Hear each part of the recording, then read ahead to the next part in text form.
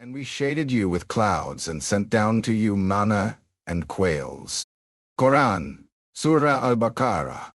By day the Lord went ahead of them in a pillar of cloud to guide them on their way, and by night in a pillar of fire to give them light, so that they could travel by day or night. Torah, Exodus 13:21. After crossing the sea by the command of Allah, the children of Israel entered the barren wilderness. The sun beat down upon the dry earth by day, and the nights grew dark and cold. Yet Allah did not abandon his people. By day he sent a great cloud to go before them, giving them shade and guiding their path. And by night, a column of fire rose into the sky, lighting the way and keeping them from fear. This was a mercy from their Lord, a sign of divine presence and direction.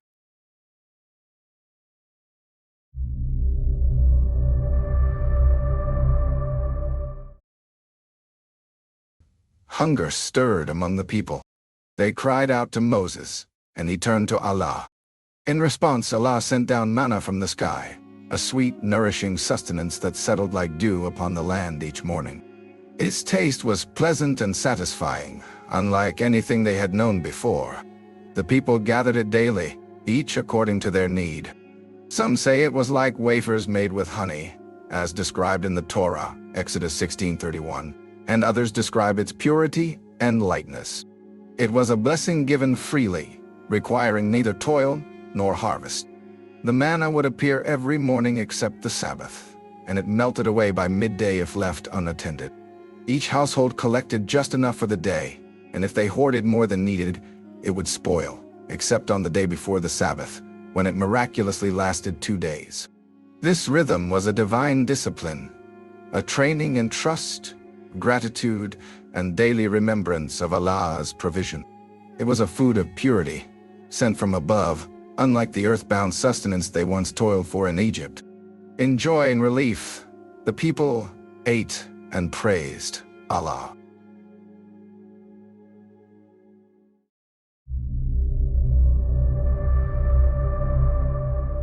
The Israelites continued their march through the desert, guided by the columns of fire and cloud.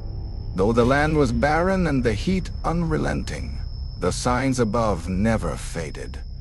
Constant reminders that they were not alone in the vastness.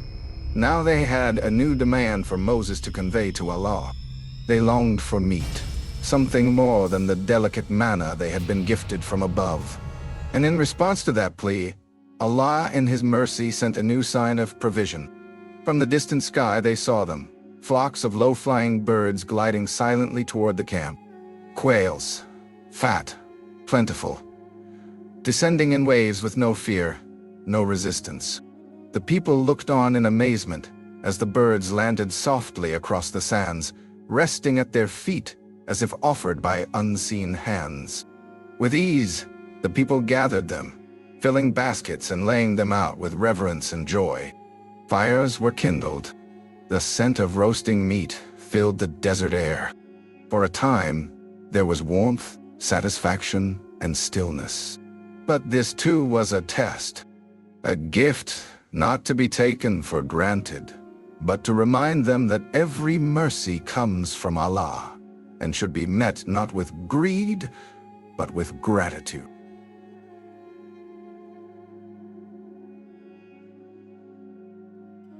And for a time the people gave thanks.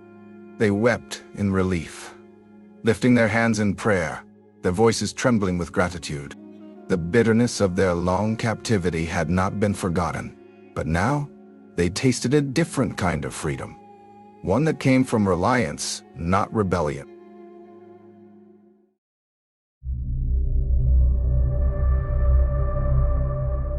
And then came the day when the people grew tired of the food of heaven. Surah Baqarah, verse 261. And remember when you said, O Moses, we cannot endure the same meal every day. So call upon your Lord on our behalf. He will bring forth for us some of what the earth produces of herbs, cucumbers, garlic, lentils, and onions. Moses scolded them. Do you exchange what is better for what is worse? Go down to any village and you will find what you have asked for. This was not hunger. This was heedlessness. They were turning their backs on what came from above, in favor of what grew from below. According to Ibn Kathir, this request was a sign not of physical need, but spiritual regression. They had been freed from Pharaoh, sustained by miracles, and yet still yearned for the flavors of bondage. And so Allah responded not only with what they asked, but with what they deserved. They were stricken with disgrace and misery, and they invited the displeasure of Allah for rejecting Allah's signs and unjustly killing the prophets.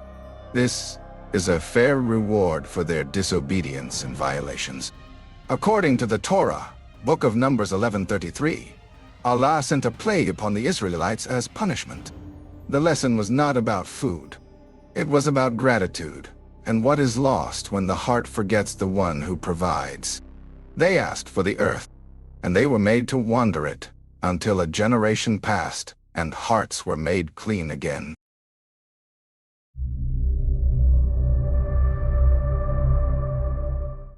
After days of walking through the desert, guided by the columns of cloud and fire, under a blazing sun, and over sharp, cracked earth, the Israelites were overcome by thirst. Their canteens were dry. Their voices were hoarse. Every step forward came with the hope of water, just a drop to ease their burden.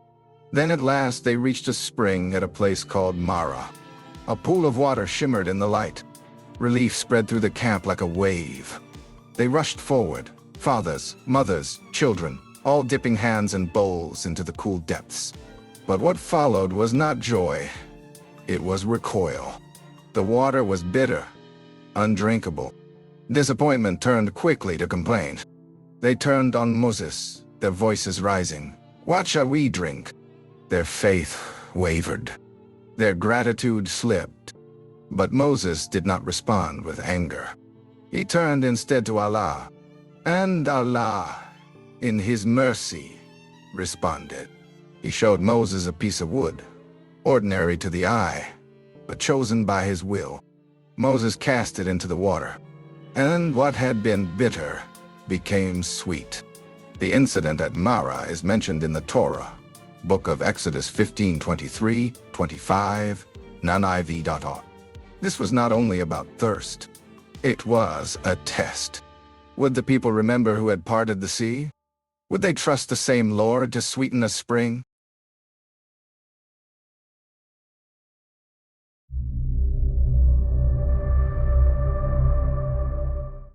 After crossing the sea and witnessing the destruction of Pharaoh's army, the children of Israel resumed their journey across the burning desert, hearts still full of awe. But not long after, they came upon a foreign tribe settled in a valley, a people devoted to idol worship. The Israelites stood at a distance, watching with growing curiosity.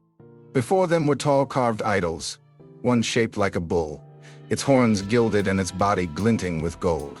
Others bore symbols of the sun and moon, lifted on poles and stone altars. Strange banners waved in the wind. The air was thick with incense. Soon, the tribe gathered for a great ritual. Hundreds of men and women encircled the idols, dancing and chanting, offering food and trinkets. They bowed. They cried out. Their hands raised high. The scene was powerful, but hollow. What they witnessed was not chaos, but choreography, ritual steeped in false devotion, made powerful by the unity of its people. We brought the children of Israel across the sea, and they came upon a people devoted to idols. They demanded, "O Moses, make for us a god like their gods." He replied, "Indeed, you are a people acting ignorantly. What they follow is certainly doomed to destruction, and their deeds are in vain." He added, "Shall I seek for you? Make for us a god as they have gods." Quran 7:138. It was a moment of spiritual weakness. Despite all they had seen, they still yearned for what was familiar, even if false.